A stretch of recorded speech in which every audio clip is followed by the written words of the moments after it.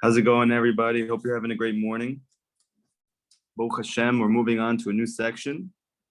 We have just finished the laws of getting up in the morning, and now we're going to move into the laws of washing our hands. Now, what are the deep Hasidic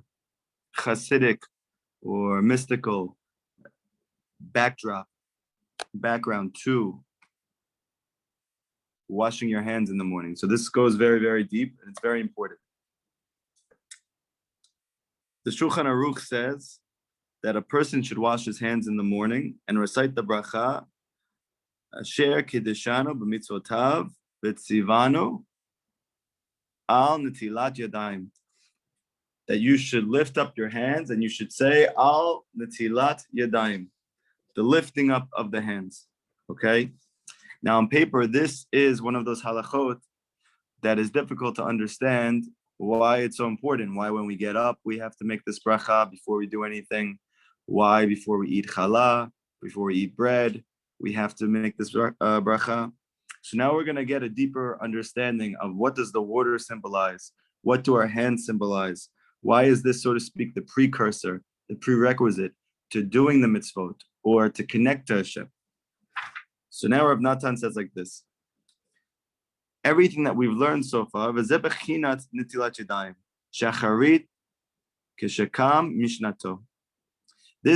tikkun, meaning the rectification of the mind, this relates to netilat yadayim. That is, that when you arise from your sleep.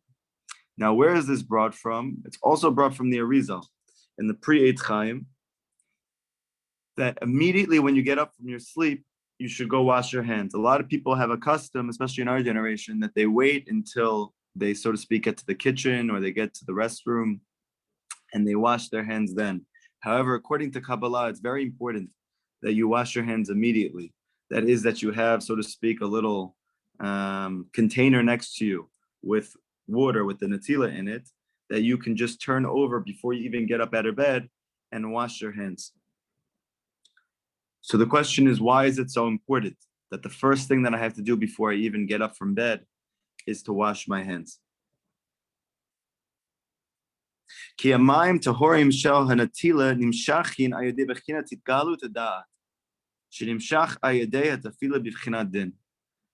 Because when you wake up in the morning after you have slept, during that time period that you slept, so it's explained in Kabbalah that your neshama, your godly soul, ascends from you and it goes into a restorative state. And then it descends and comes back to you. However, we know that whenever, so to speak, your neshama ascends, you become more vulnerable to the sitra achra, to the negative forces that are in the world. And it's taught in the Gemara, in Kabbalah, in Chassidut, that when you go to sleep, these negative forces attach specifically to the hands. Okay? Now, when you wake up, how do you remove those forces which have attached themselves to you, which have cleaved to you while you were sleeping? You do that through the washing of the hands. This washing of the hands represents pure waters, the waters of da'at. We know that da'at means the knowledge that Hashem is the cause of everything that takes place in your life. When a person knows that, when he's internalized that, that's called knowing Hashem. That's called being one with Hashem. When he doesn't see a stira, he doesn't see a contradiction, he doesn't see duplicity in his life. He sees that each thing that takes place in his life in particular is all really the offshoot or the outpouring of the oneness of Hashem. When a person has internalized that, that's called knowing Hashem. And so to speak, when you wake up in the morning, you are in a vulnerable state where all you see is duplicity. All you see is contradiction. All you see is division. But by washing your hands in water, and the water represents the waters of Da'at, like it says that when Mashiach comes, water is going to cover the world. Or Da'at is going to cover the world like water covers the sea. Because Da'at, this type of knowledge, this internalized experience of godliness as being the root and cause of everything that takes place in your life, this is compared to water.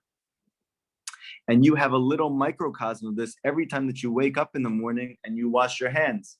Because we know that sleep is 1/60th of death. That when you go to sleep, it's, so to speak, a little tiny experience of passing on from this world. And we know that the Torah teaches that there's something called Chiyat HaMeitim. There's a resurrection of the dead. And Rav Natan says that every morning when you wake up, you have a shtickle to Chiyat HaMeitim. Now, for you to get up, we know that in the times of Chiyat HaMeitim, there's going to be tal. There's going to be this dew, this water, this moisture, which, so to speak, is the mechanism for causing the resurrection of those who have passed on. So too, when you wake up in the morning, you need like 1/60th of that tal. And that would be the washing of your hands in the morning. That's the waters of Da'at.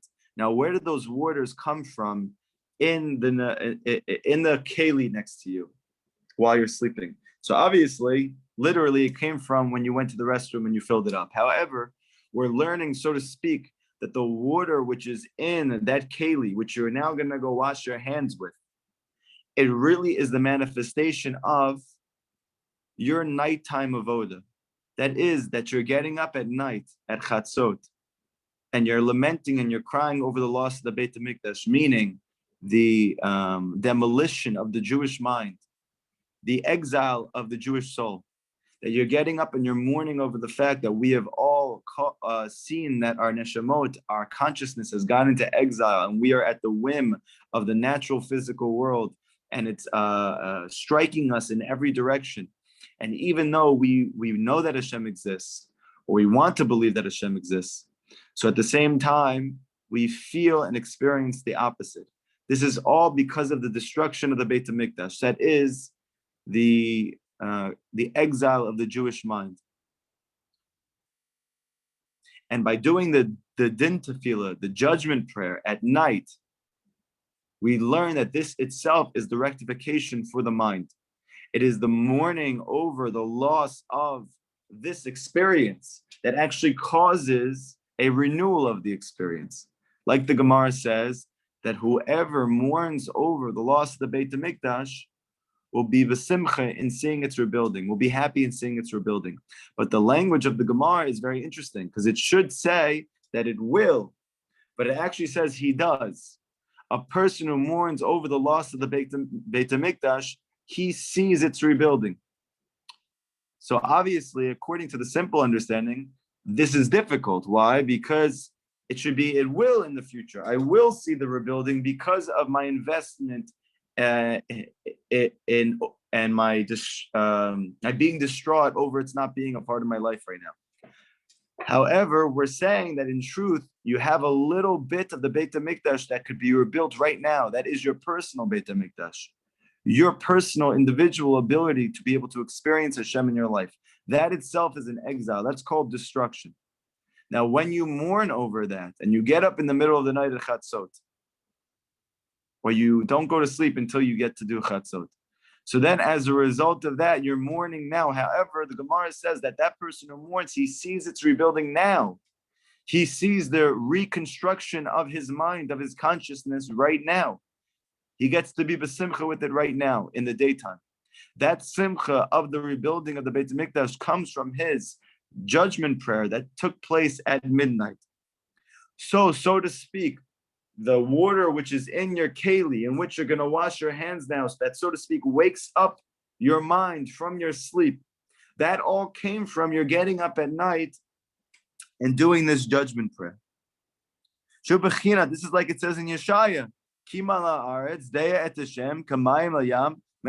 like we just said, that in the future will fill the world deya, knowledge, consciousness of elokut, of godliness, of Hashem. Kamayim layam, like water covers mechasim, like water covers the seabed. Umisham nimshachim amayim eila shel netila kishakam yishnato. And from there is drawn this water for this washing of the hands when we get up from sleep. In the language of Kabbalah, we know that all godliness is rooted in what's called Chabad. That all revelation of godliness comes from these higher level sfirot that are above the sfirot that are connected to this natural world. That's called Mochin, according to the Rizal,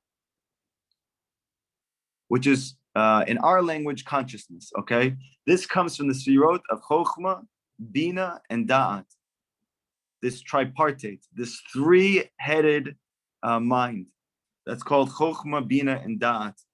Okay. Now, according to Kabbalah, Da'at is the harmony or the inpouring of what comes from Chokhmah and what comes from Bina. What comes from Chokhmah in the language of Kabbalah is called Chasadim. These Chasadim represent revelations of godliness. They come from Chokhmah. You could picture it like seed. From Bina comes what's called Dinim or Gevurot. These Gevurot represent the concealment of godliness. It is actually the harmony of the revelation and the concealment that gives birth to Da'at, that gives birth to knowing Hashem. So in the language of Kabbalah, Da'at is made up of the 5 Chasadim that come from Chokhmah and the 5 Gevurot that come from Bina. That's called Da'at. So what we're saying now is that water which is in your keli that you wash in the morning from when you get up in the morning, that water is, so to speak, a manifestation of the chasadim that come from Chokhmah. It represents the deepest revelation of godliness that is a hint to or a window into Yamot Mashiach, the days of Mashiach, when that water which is in your keli is going to spread out all over the world. And that's the reason why, specifically, why you need to wash your hands.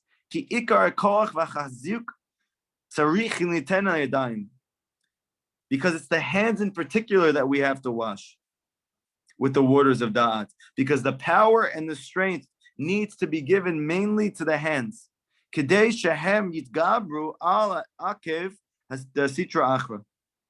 So they can overpower the heel of the Sitra Achra, meaning the pull of the body. We know that when a person gets up from his sleep, he feels groggy. Why does he feel so groggy? So according to science, they're going to say because your mind has not woken up yet, so to speak, to your new circumstances.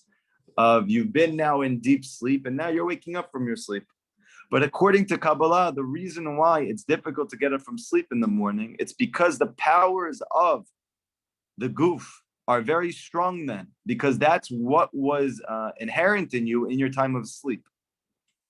And they built up within you, specifically in the area of the hands, to the extent that when you get up in the morning, you don't want to get up in the morning.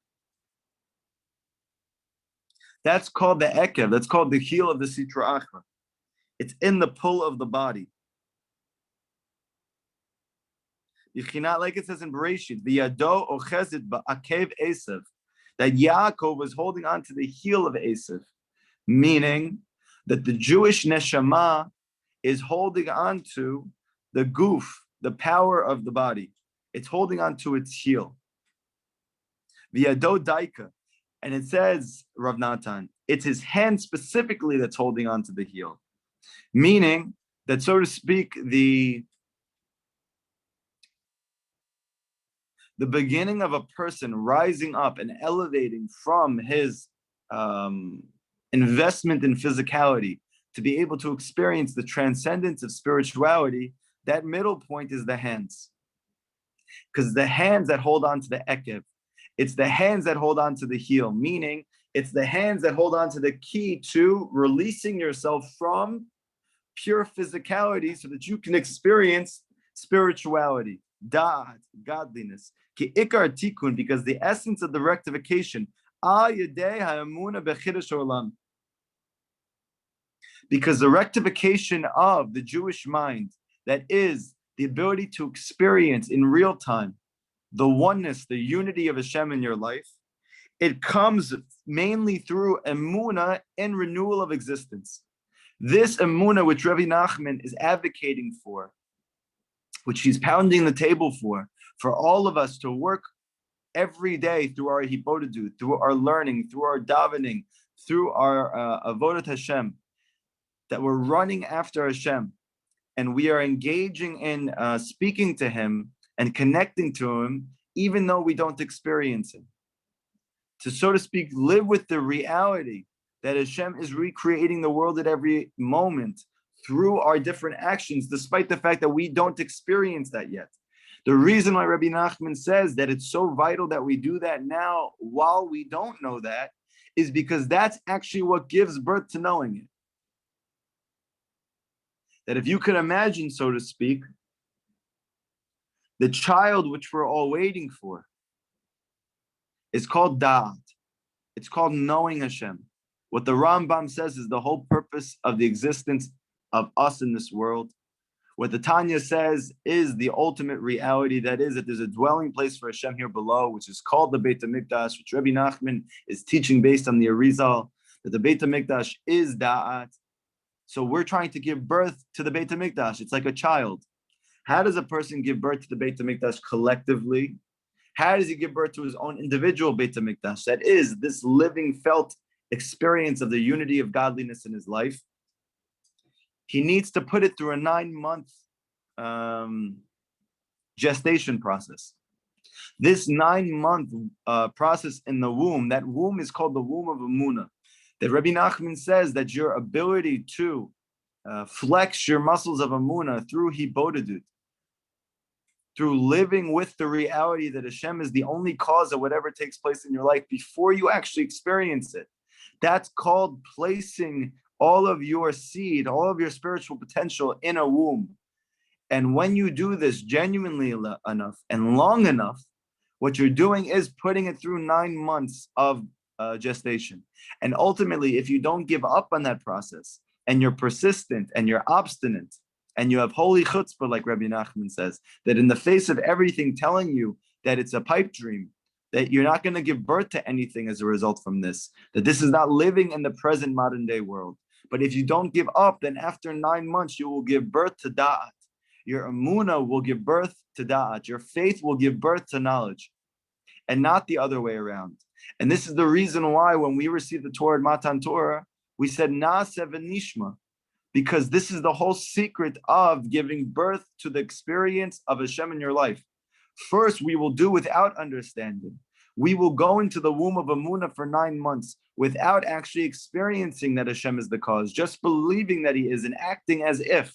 And then through that process, we ultimately, after 9 months, whenever that is, and we don't know when that is, that at some moment that will give birth to Da'at, that will give birth to V'nishma, will understand, and not the other way around. This is the deeper explanation of why the Gemara says that in order for a family to have boys, the woman in the area of intimacy needs to experience simcha, joy first. And then the Gemara says you'll give birth to a boy. But if not, and the boy experiences, or the man experiences simcha first, then you'll give birth to a girl. So what's the deeper inyan here? It's explained by Rav Natan and Rabbi Nachman, all Chassidut, that the concept of giving birth to a girl is the concept of further exile. What's the reason? It's not because the Torah is chauvinistic or anti-women. In fact, you can make this the very, very genuine claim that the first modality, the first religion or spiritual interface, which valued to the highest degree the influence of women and their koach, their power, is the Torah. There's no doubt about that. But the reason here is very deep. That is that when you give birth to a daughter, that daughter, Bezrat Hashem, when she gets married and has children, she's going to have to go through birth pangs again. However, if you give birth to a boy, that boy, even when he gives birth, he won't have to go through those birth pangs. So the deeper inyan here is that the female experience spiritually is the experience of exile. That is the suffering, the birth pangs that come along with giving birth to Jewish emunah, Jewish faith, Jewish da'at, unity and a oneness, to experience that in your life. That whole process of exile is called the female experience. When you give birth to a boy, meaning I give birth to the end of the suffering that comes from my pregnancies. And now I will be able to experience the da'at, the unity of Hashem, which no longer has any more suffering. This is the deeper reason why we say that we have sung 9 songs in Jewish history, and we're waiting to sing the final song. The 9 songs that we've sung so far have been called Shira Chadasha. Now, if you'll notice, this is feminine. This Shira Chadasha is a feminine grammatical song. However, the final song which the Mashiach will sing will not be called Shira Chadasha. It will be called Shir Chadash. It's the same thing, though. It's a new song. So why do the sages switch the grammar? Because when the Mashiach comes, there will be no more further exile after his revelation. There won't be another, like we have seen, so to speak, with the Baal Shem Tov, that he brings his revelation of godliness, and then we have to go back into another exile. Or that the Arizal HaKadosh, he brings his revelation of godliness, and then we have to go back into another exile. Or Rabbi Shimon Bar Yochai, or Rabbi Nachman Zal. So all of these big tzaddikim that have existed over history, that after they brought their new revelation of godliness, we have to go back into exile because they brought Shira Chadasha. They brought, so to speak, female geulas, that they give birth to daughters, which is beautiful and we need it, and it's a purpose of our existence. But ultimately, that daughter has to give birth again to another child until we get to this male spiritual revelation of godliness. That is, that there is no more pregnancy after that.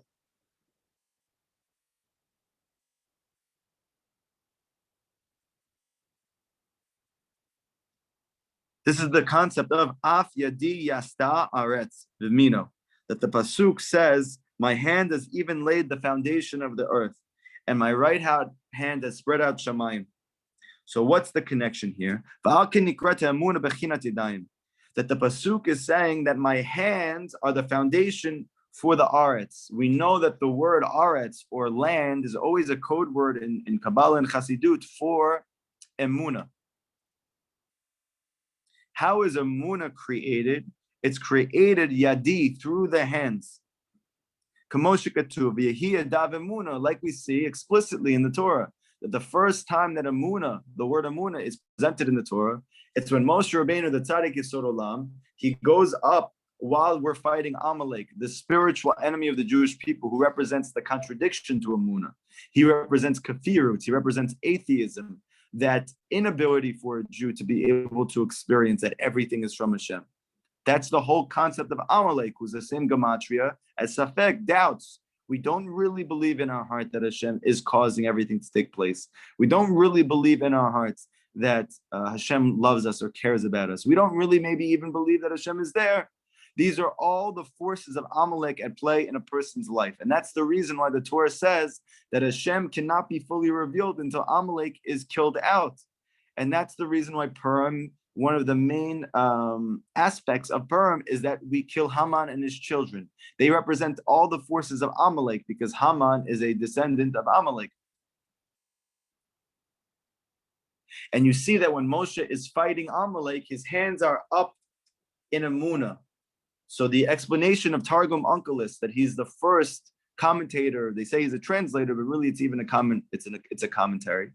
He says that his hands are pirsa, that they're spread out in tefillah, meaning that the act of Emunah is an active action. Emunah is not a passive thing. Faith is not a passive thing. The act of Emunah, of faith, is that you engage in tefillah. And Rabbi Nachman says in many different places, in the Likutey Maran, in the Likutey Halachot, in Sichot Aran, that Emunah is only obtained when you spread your hands out. That is, that when you pray, you are experiencing Emunah.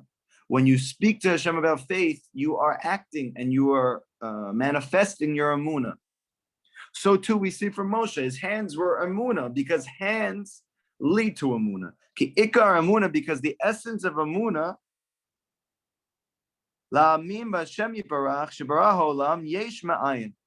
essence of Emunah is to believe that Hashem created the world something from nothing. Like we speak about many times, the concept of faith in the Jewish wisdom, in the sages, is not just that Hashem created the world. It's not just that Hashem controls the world. It's not just that Hashem is the cause of the world. But the Emunah is that he creates something from nothing.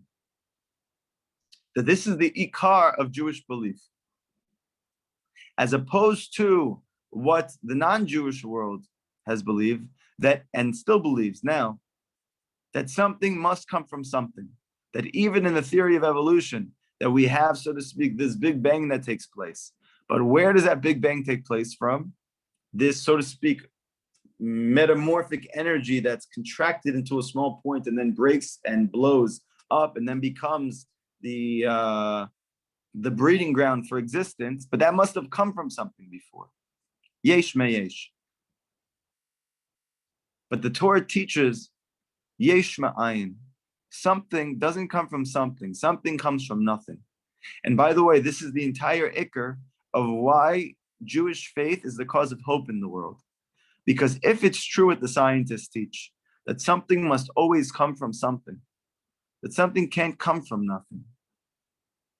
If that's the case, then when you're in a state of nothingness, you're done, you're cooked. If you're struggling in your life and you're not seeing results, you're not going to get them. Why? Because something comes from something. It doesn't come from nothing. You can't experience a nace in your life. You can't experience a miracle in your life. You can't experience transformation in your life because something must come from something according to the non-Jewish world. However, the Torah is saying that even if a knife is on your neck, you still can't despair from crying out to Hashem. Why? You're done. Yesh me yesh. Something from something. However, the deeper understanding here is that Emunah in Hashem means that something mamash comes from nothing. That Hashem creates all of existence at every moment from nothingness. And this is the concept of the hands. Like it says, Af yadi yastaretz. That Hashem says, my hands form the earth, meaning my hands create Emunah. Meaning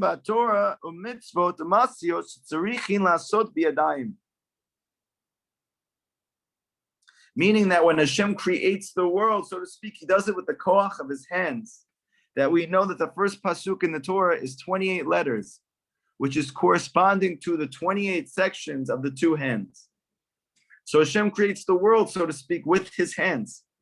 That means that he creates something from nothing via Hashem's hands. So too, for us to believe that Hashem creates something from nothing, to have emunah, that Hashem can completely transform our life, it comes with the rectification of the hands. And that's the reason why we're saying that when you wake up in the morning, you must wash your hands before you start your day. Because it is spreading the waters of da'at, spreading the light of godliness over the hands, the rectification of the hands, that gives birth to the belief that something comes from nothing. And when we learn Torah and we do mitzvot, the main actualization of this comes through the hands, because you use your hands to do the learning, you use your hands to do the mitzvot. And through this, zochin lahanigun. Through this, you merit the song of the future, the shir chadash. Shu bechinat yadayim. And you play music with instruments with your hands. Like it says, with his hand, he's going to play a melody and make you feel better. Where is this from? This is from Shaul HaMelech. That Shaul HaMelech comes from the tribe of Benjamin. And the tribe of Benjamin is known spiritually for its holy chutzpah. And that's the koach. That is the quality of Benjamin, which is his revelation of godliness in the world, that he's going to go fight to bring Hashem into the world. However, this holy chutzpah is vulnerable when it's not coupled with emunah, when it's not coupled with simple faith in Hashem and what he asks us to do. So as a result, he struggles with this. And that's the reason why Shaul, even though he was a mighty warrior, and even though he ended up being the first king of Israel because of his ability to, so to speak, fight the wars of Hashem. However, ultimately, he had a lacking, that is, he couldn't simply do what Hashem told him to. Even though he can do a lot other stuff. But ultimately, when Hashem told him, I want you to simply kill Agag, that he's the leader of Amalek, he didn't do it. He outsmarted himself. And he said, you know what? I think that Hashem would want this instead. And this is the vulnerability of Benjamin. and those from the tribe of Benjamin. That is, that through that holy chutzpah, they may take it upon themselves to do other things besides what Hashem says, but they might struggle to actually do what Hashem says. And then as a result of that, he falls into depression. Sadness falls over him. And he doesn't understand why he's disconnected from godliness. Comes his advisors to tell him, we're going to bring you a musician to soothe you. And the pasuk that they said is, with his hand, he's going to play a melody that makes you feel better. Why didn't the Torah just say he's going to come play a song that makes you feel better? Why do we need to know that it's with David's hands, he's going to make Benjamin, he's going to make Shaul feel better? Because it's specifically David's hands which represent the tikkun of Emunah. Because it's with his hands that he plays music. We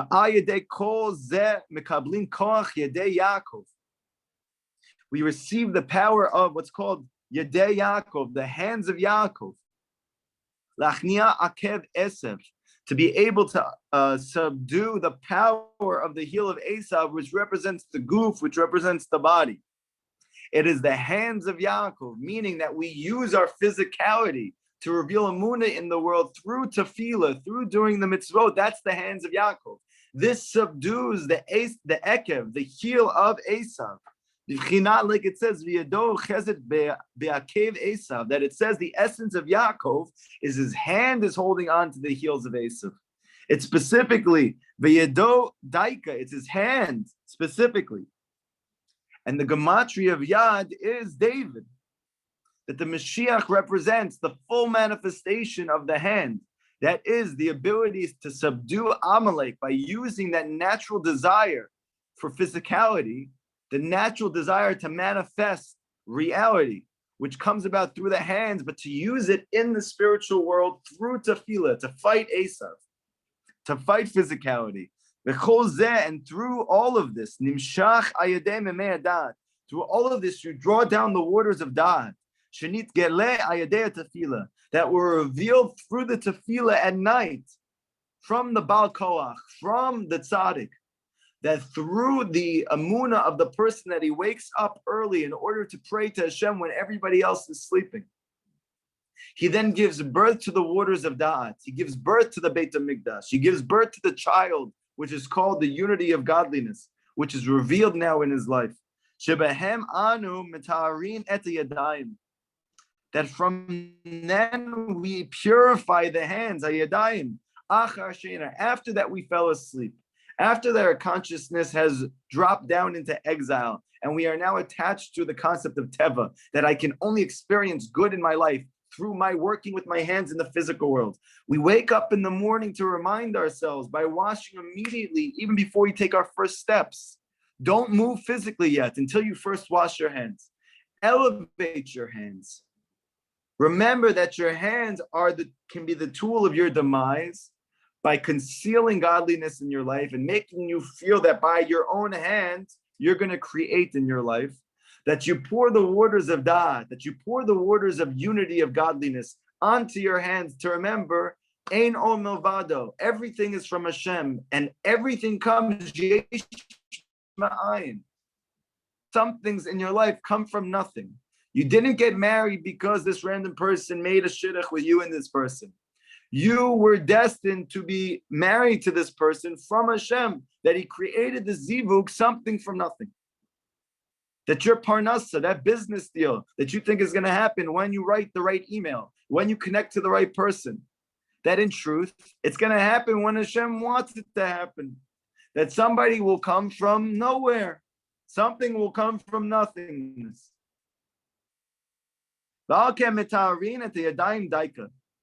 And therefore, we purify our hands specifically when we wake up in the morning.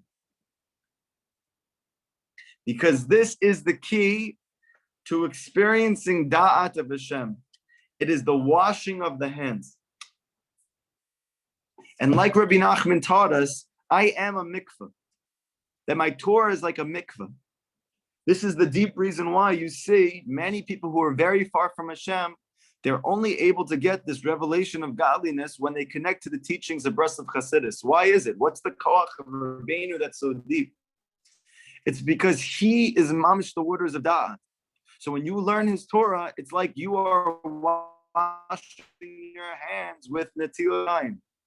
And we know that the whole cause of the exile of the Jewish people is coming about through the blemish of the hands. That is, that our hands have been so bound up with Ekev of Esav, the heels of Esav, physicality, that by the time that we introduce to concepts of spirituality, we're so immersed in physicality, it doesn't even resonate with us. That even though we're hearing it, it's not penetrating.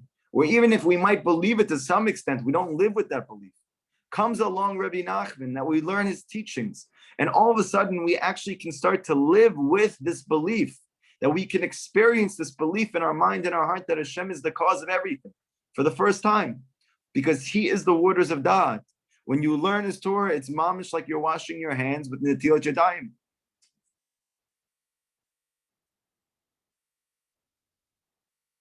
And the deeper reason is because those 5 chasadim that come from this lofty sphere of chokhmah, which give birth to the revelation that takes place in Da'at, those 5 chasadim are then revealed below in the sphere of Yesod. Yesod is manifested within the tzaddik emet, the tzaddik Yesod Olam. That this great spiritual master has within him those 5 chasadim, those 5 spiritual powers, which come from the loftiest sphere of Chokhmah.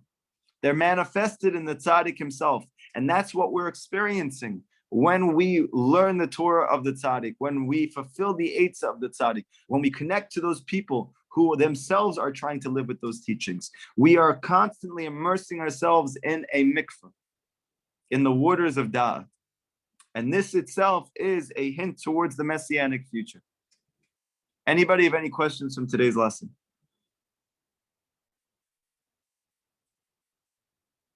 And don't be shy. You must ask questions if you want to grow.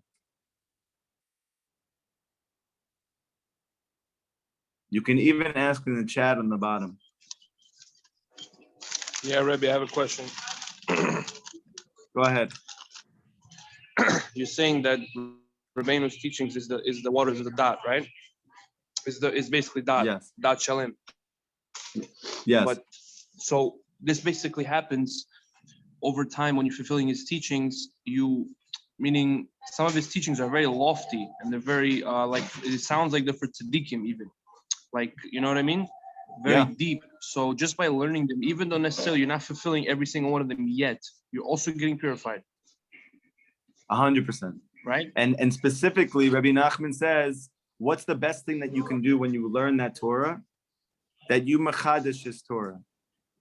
That is, that when you're learning his Torah, you then in your hibodedut, or while you're learning, or while you speak to a friend, you give over what is resonating with you about the Torah, or a new novel understanding that you have in the lesson that you have. When you do that, you are literally purifying your mind, Rabbi Nachman says. That is a tikkun of the Brit, that when you learn his Torah. Yeah, when you machadish his Torah. And this is one of the deeper reasons why Rabbi Nachman says that by the Shulchan Aruch, don't make any chidushim. But with my Torah, enjoy. Machadish whatever you want. It's good for you. But what's the reason? It should be the opposite. Rabbi Nachman's teachings are so deep, they're so lofty. What if I make a mistake in my understanding? Rabbi Nachman says, don't worry about it. Machadish. Because it's you're taking your mind and contemplating his Torah that allows you to purify your mind. It's like dipping your brain in a mikveh. Okay? That doesn't mean that I'm now going to go live with all of my chidushim, because it could be your chidushim are not accurate. And that's why you need good mashpia. That's the detail. Yeah. You need good, because you can mechadish things that are against his advice.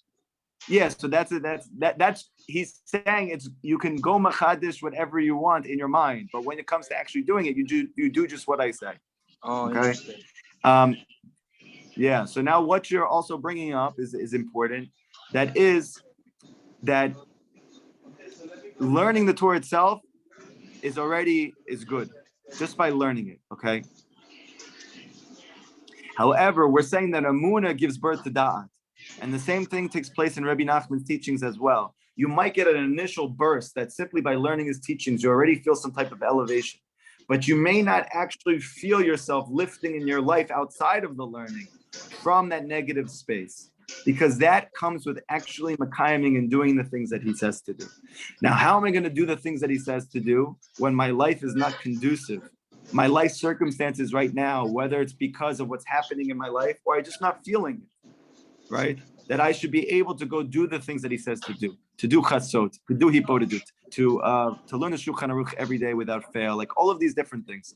However, it is the act of believing in the koach of it above my own actual understanding at the time and doing it, that gives birth to the fruit that comes from the lessons itself, that the Emunah then becomes da'at for you.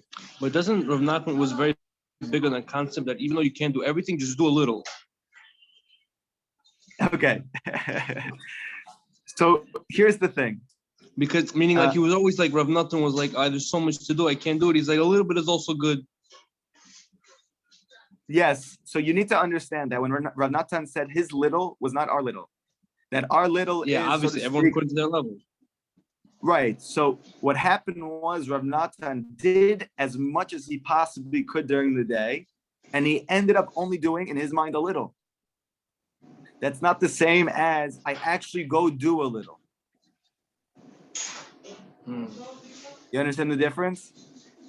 The whole difference is if you now, for the rest of your day, try as hard as you can to Makayim Rebbe's advice throughout the day. And as a result of, whatever with your wife, whatever with work, whatever with this, whatever with that, you're not able to do all those things that you had initially hoped to do, but you ended up doing some of it.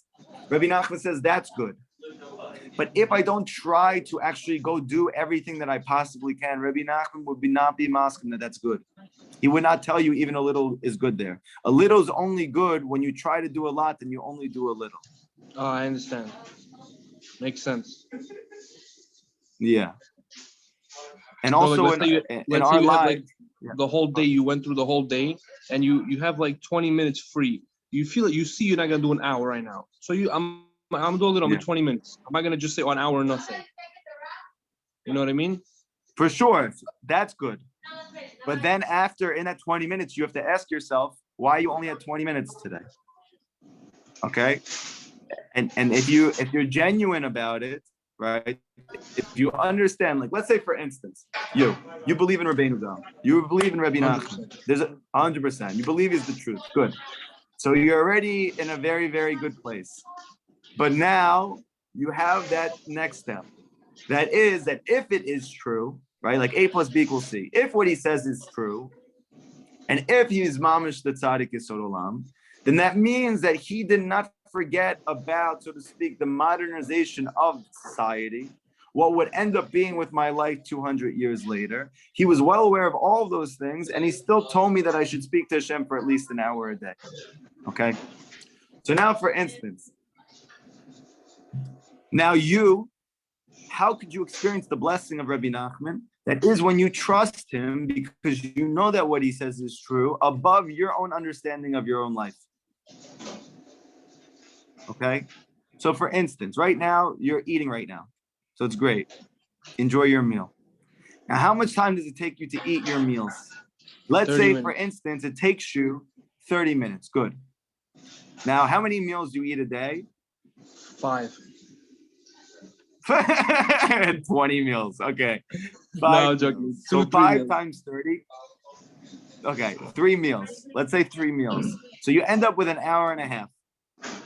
What if you cut down your meal time to a half an hour total? All of them. Then together. you have 1 hour to do. Yeah, all of them together. Now you have an hour to do it. But you're going to say, but that's a rush. I don't want to rush, right? I want to enjoy my meal. I want to enjoy my day. I want to enjoy this. I want to enjoy that. So that's okay. But when you come to your hipodidut, you have to be able to prioritize what is most important, what's second most important, what's third most important, what's fourth most important. And when you believe the Rebbe that number 1 is hipodidut, that means that my time of enjoying my meals is less important. Now, if it's less important, I have to now allocate more time to what is more important. But then people are going to say, but Mapitom, what are you doing? Let's chill, let's relax, let's eat a meal. Don't be so fanatical, right? Don't worry. So this is going to be the difference between you taking that step in your life or always, so to speak, feeling behind. That is when you make Rabbi Nachman's inyan number one priority for you, even though you may not believe or you may not feel the desire to do it because you don't actually think it right now, because you're not feeling that.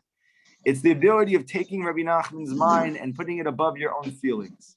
This is what allows you to make those next steps in your life, to take that. I believe that Rabbi Nachman's advice is true and actually experience Nishma. Do, and then I understand.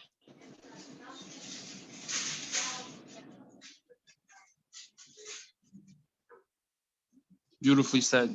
Make sense? Yeah, 100%. It's about putting the priority to make it, if it's most important. If it's most important, it's more important than everything. This is why Rabbi Nachman says in Likutey that the essence of Hibodedut is cheshbon nefesh. It's not so that you can make yourself feel horrible about your life. Cheshbon nefesh means I'm going to prioritize what's the most important thing in my life, what's the second most important thing in my life, what's the third most important thing, X, Y, and Z. Now, once I have that, now I can prioritize my time in a way which is positive for me, because I'm able to see clearly that something is more important than something else when I'm not distracted by external stimulus, like during the day, that I'm basically running on how I feel. But during my hibodedut, you need to have a time to be able to think more clearly than however you're feeling in any given moment. And through your coming up with something which is deeply well thought out and true, now, no matter how I feel during the day, I can go run after number one priority over second priority. And this is, by the way, how people are successful in their life.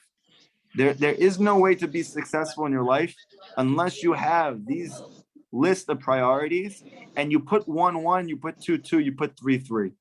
Because otherwise, the whole trick of the Yetzer Hara is to divert your attention from what's most important to what's second most important, from what's second most important to what's third most important. And you will end up doing always 2, 3, and 4 over 1 and wondering to yourself every day, how am I not doing this thing if I know it's going to help me? The answer is because this is the whole koach of the Yetzer Hara.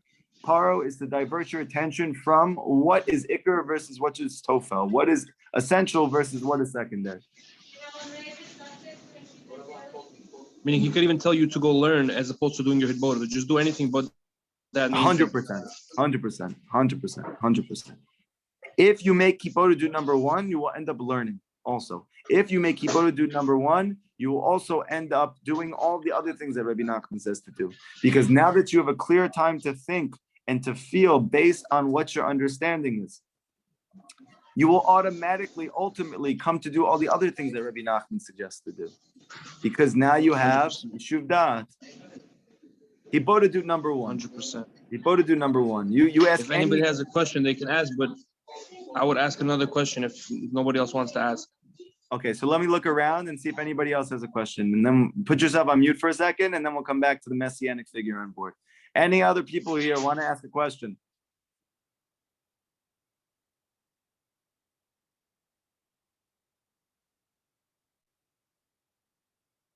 Nothing? Okay, we will invite the Messianic figure back on board. Go ahead, shoot. Messianic figure, reveal yourself. I heard yesterday, I mean, I never really heard what you say, what you felt about this. I mean, I know kind of, but I want to really understand it. Basically, there's a lot of modern thinkers, meaning like Gedolim, that are, so to speak, an epitome of Breslov Chassidut today. For example, like Rav Kook, for example. I know you love him very deeply also. And Rav Kook, one time, every time he used to speak, they used to say, Rebbe, you sound like, everything you say sounds like Rav Nachman. Why don't you just quote him? And then he said to his students, I am Rav Nachman. You know? Are you going to reveal yourself now? Is that the next step here? No. He basically said, I am Rav Nachman. He literally said that. So okay. So what is the difference between like the concept of Rav Nachman was and he was, as opposed to the modern day souls of the Gedolim nowadays are like, so to speak, a modern revelation or Rav Nachman's teachings. You understand? I understand. You have to know that no matter what anybody says, the person who is Rav Nachman is going to be the person who gets you to do the things that Rav Nachman said to do. Okay? This is not to say that Rav Kook wasn't right. I'm sure if he said that I'm the Gilgul of Rabbi Nachman, he knows he was mamish tzaddik like we've never seen before. He even did Rabbi Nachman's learning seder. He used to learn like 50 to 60 pages of Gemara in an hour because he would just learn to cover ground. He wasn't learning in order to understand. Obviously, ended up coming to a lot of understanding as a result. But if a person comes and says, I am Rabbi Nachman, or I represent what Rabbi Nachman represents, and I don't encourage the same exact things that Rabbi Nachman encouraged us to do, it's not true. But if he is encouraging to do what Rabbi Nachman says? So he's a Can we say he's a modern revelation? Can we say he's a modern revelation? Yeah, you have to have any person who that may be. Anybody, to the degree in which a person is giving forth as authentically and genuinely as possible that which Rabbi Nachman said 200 years ago, he kashrut with the Rebbe, and he is revealing to you what the Rebbe wanted. So just in the same way that Rav Natan was a loyal representation and reflection of everything that Rabbi Nachman taught, to the extent that you were connected to Rav Natan, to that extent you were connected to Rabbi Nachman. Because Rav Natan did not machadish anything. He only loyally and faithfully gave over what Rabbi Nachman said. Now, let's say, for instance, I come along and I say, the modern day is not the time for hibodedut. Go to Tikkun HaKlali, go to the mikvah, and that's it. Yeah? Not that you ever heard anybody like that before. So now what happens is, I am not anymore having heat kashrut with the Rebbe in my giving over his teachings, because I have outsmarted myself.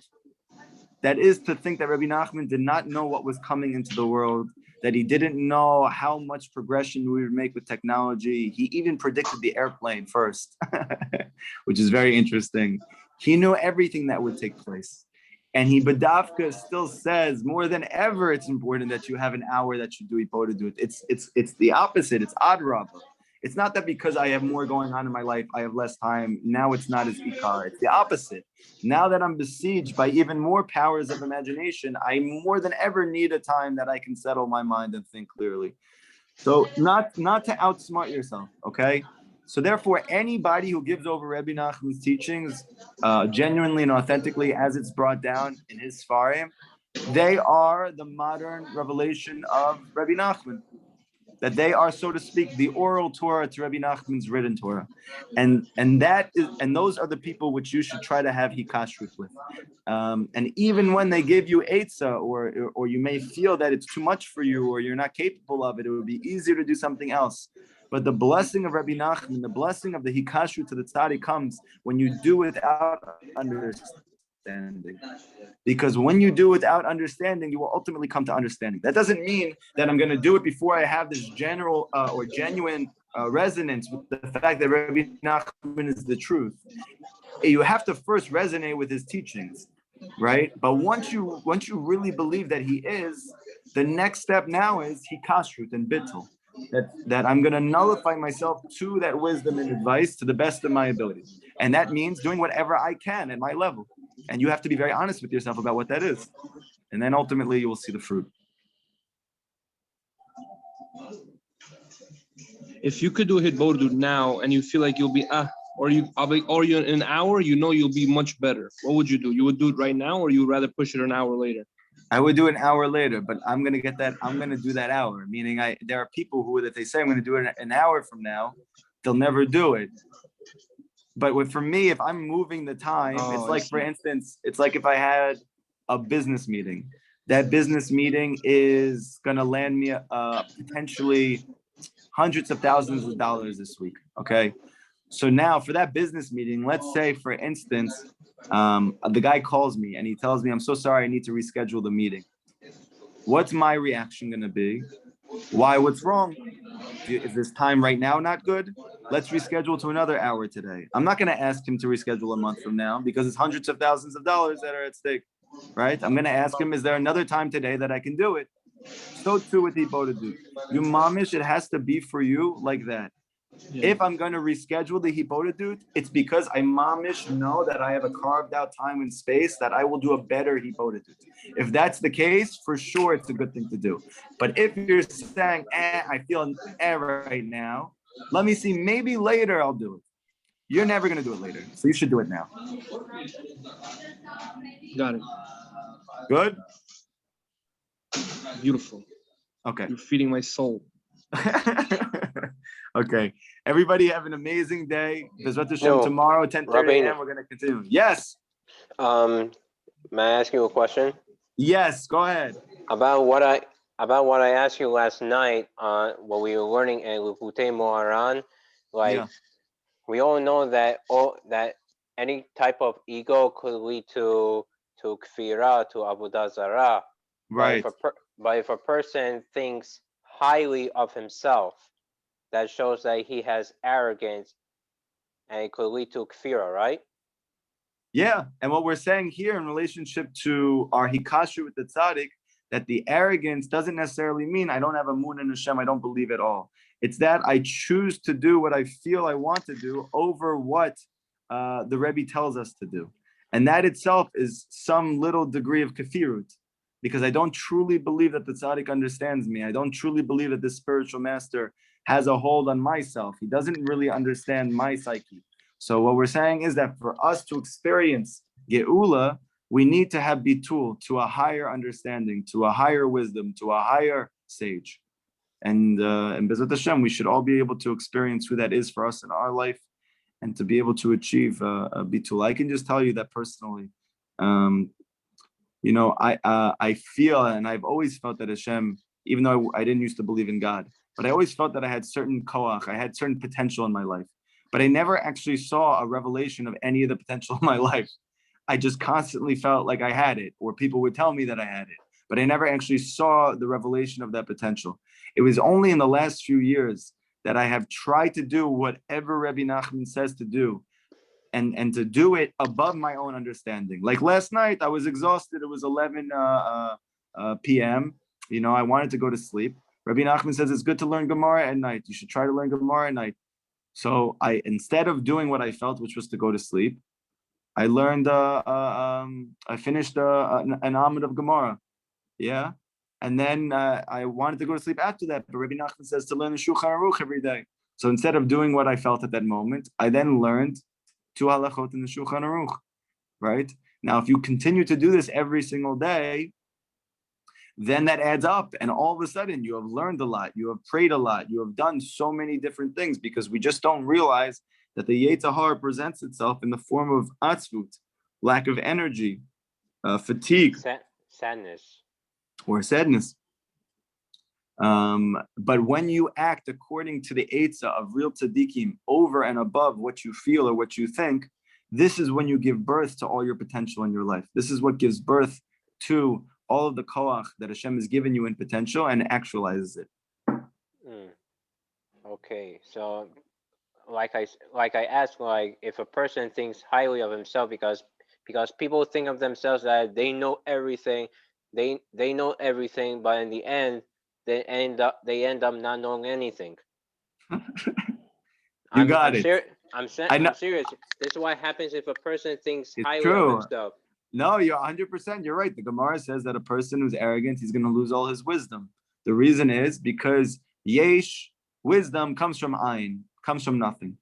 Your chokhmah comes from nothingness. It is nasev and nishma. I do without understanding, meaning that I have nullified myself to a greater wisdom than my own, and through my acting on that, I develop true understanding. Bezrat Hashem, we should all experience it. B'mirav yameinu soon in our days. Everybody have an amazing day. Amen.